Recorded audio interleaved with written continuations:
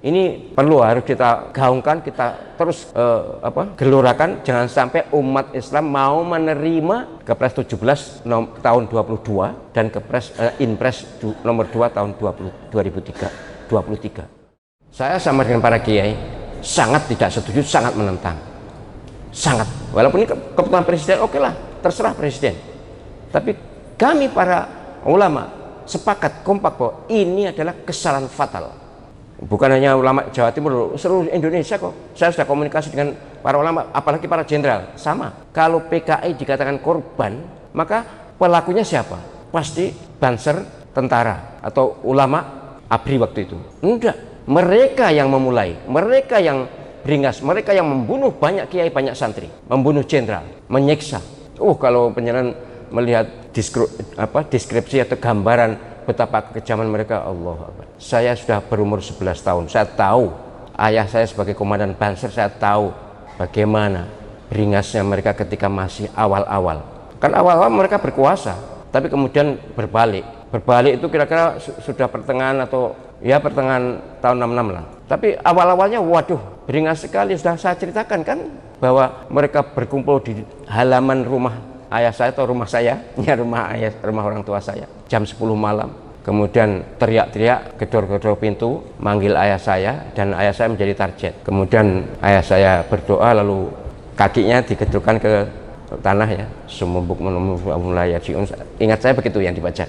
Ibu sudah menangis ya, ibu saya menangis karena ya namanya perempuan ya.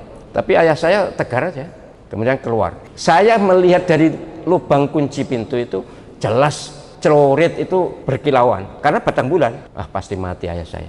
Ya tapi saya masih kecil ya sudah ya, saya alhamdulillah tidak nangis ya. Tapi hampir pastilah ayah saya kena target. Tapi begitu ayah saya keluar, mereka buyar, takut. Itu sama persis dengan apa yang saya alami di depan rumah ini ketika Petrus dulu. Mereka sekitar 20 orang. Wah, teriak-teriak, ketika saya keluar mereka juga tak lari. Persis itu ceritanya. Tapi maksud saya bukan itu. Maksud saya bahwa pelaku utama yang memulai adalah PKI. Dan Kepres ini salah. Biar presiden adalah manusia, tetap salah. Ini sudah kami lakukan protes dan kita sampaikan ke MPR. Moga-moga nanti mendapatkan respon. Apapun sejarah tidak bisa diputar balik bahwa PKI adalah penyebab 48 maupun 65 pelaku. Jika mereka sekarang lalu diakui sebagai korban, ini memang mendapatkan kompensasi miliaran itu, bahkan triliunan kompensasi untuk sekolah gratis dan sebagainya keturunan PKI. Ya sudahlah, memang ini yang terjadi. Jadi Kepres 17 dan Inpres nomor 2 ini tahun 22 dan tahun 23 itu intinya memfasilitasi anak keturunan PKI untuk mendapatkan kompensasi dan diakui sebagai korban.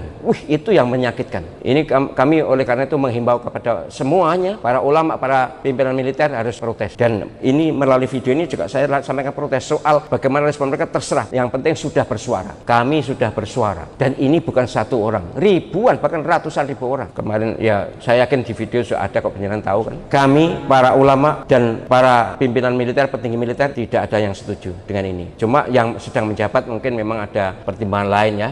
Saya juga memaklumi yang sedang menjabat kayaknya kurang berani berbicara. Ya maklumlah, begitu itu manusiawi. Tapi para pensiunan jenderal, para pensiunan TNI Polri jelas melawan, atau kata melawan ya memang melawan Kepresnya, bukan melawan orangnya. Entahlah nanti bagaimana endingnya. Kalau keturunan PKI mendapatkan santunan, maka keturunan para ulama, keturunan para jenderal juga harus mendapatkan yang sama karena mereka juga korban. Bukan juga sih, mereka dulu korban, tapi kemudian berbalik keadaan gitu loh. 48 maupun 65 sama persis peristiwanya, mereka memulai kemudian membantai sebanyak banyak kiai, banyak santri, banyak bahkan maaf ya, bupati mana itu yang digergaji perutnya dalam keadaan hidup itu. Dalam keadaan hidup digergaji perutnya. Bukan dibunuh, enggak, digergaji. Kan menyiksa itu. Pokoknya kalau mereka membunuh itu dengan secara kejam. Kalau Ansor kan tidak, Banser dulu kan tidak, yang nyembelih lah, tapi tidak dengan menyiksa. Ini perlu harus kita gaungkan, kita terus gelorakan, jangan sampai umat Islam mau menerima Kepres 17 tahun 22 dan Inpres nomor 2 tahun 2023. Harus kita lawan, harus kita tentang, harus kita gelorakan, kita suarakan perlawanan penentangan kita.